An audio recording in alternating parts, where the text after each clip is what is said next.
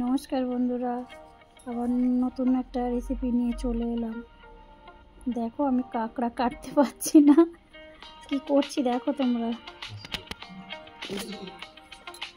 দেখো জ্যান্ত কাঁকড়া কিনে নিয়ে এসেছি বাজার দিয়ে, কাটতেই পারছি না। দেখো ধরতে পারছি না, হাতে আঁচড়ে ফাঁচড়ে দিচ্ছে আমার।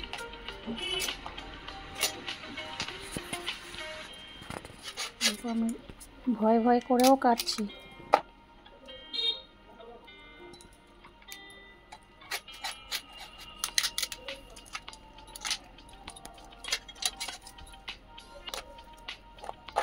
কাঁকড়াটা কেটে নিয়ে গরম জলে ভালো করে ধুয়ে নেব, নিয়ে তারপরে ছাড়াবো।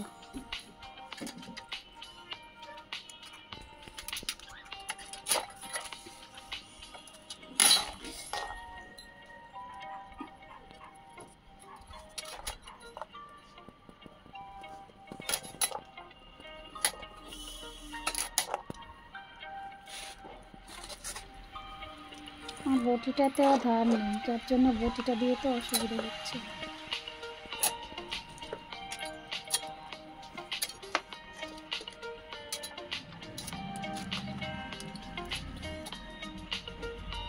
দেখো কাঁকড়াগুলো খুব একটা বড় না, ছোট ছোট।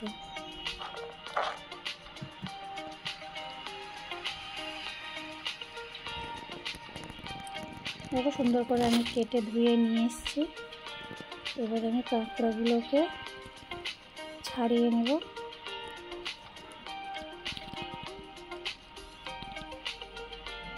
সুন্দর করে ছাড়িয়ে নেব। দেখো বাজার থেকে কেনার সময় দেখিয়ে দিল একটা যে সুন্দর ঘি আছে, আর বাড়িতে এসে দেখি কিচ্ছু নেই।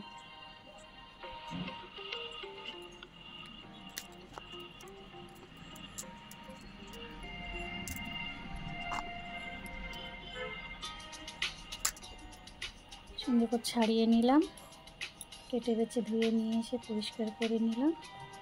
এবার আমি আলু দিয়ে এটা রান্না করব।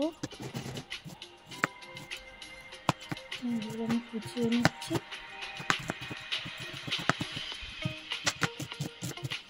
তোমরা কে কে কাঁকড়া খেতে ভালোবাসো আমাকে একটু জানিও, আমি তো খুব ভালোবাসি।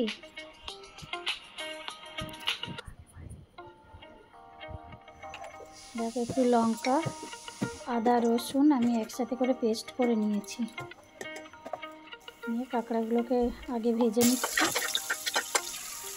কাঁকড়া কিন্তু বেশি ভাজা ভালো লাগে না, কিন্তু হালকা ভেজে নিতে হবে। বেশি ভাজলে ঘি ঘি ব্যাপারটা যেটা থাকে সেটা ওটা শুকনো হয়ে যাবে, তার জন্য আমি হালকা করে ভেজে নিলাম। এবার আমি আলুগুলো ভেজে নেব।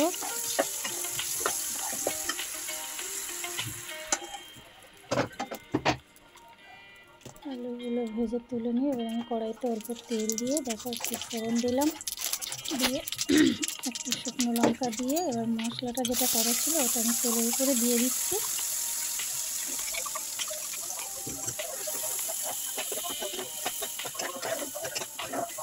মশলাটা সুন্দর করে নাড়িয়ে চাড়িয়ে আমি এবার আলুগুলো ওর মধ্যে দিয়ে দেবো একে একে। একটু নুন দিলাম, হলুদ দিলাম, দিয়ে আমি একটু ওটা ধুয়ে একটু জলটাও দিয়ে দিলাম, দিয়ে আমি একটু চাট মশলা দেবো।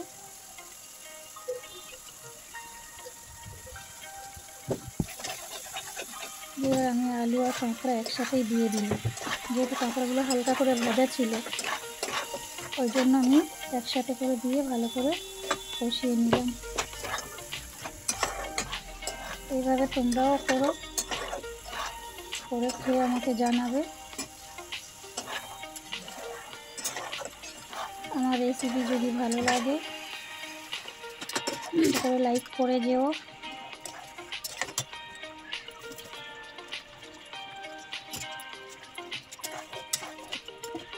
আর যদি না রান্না করতে পারো আমার বাড়িতে চলে এসো কাঁকড়ার তরকারি খাওয়ার জন্য।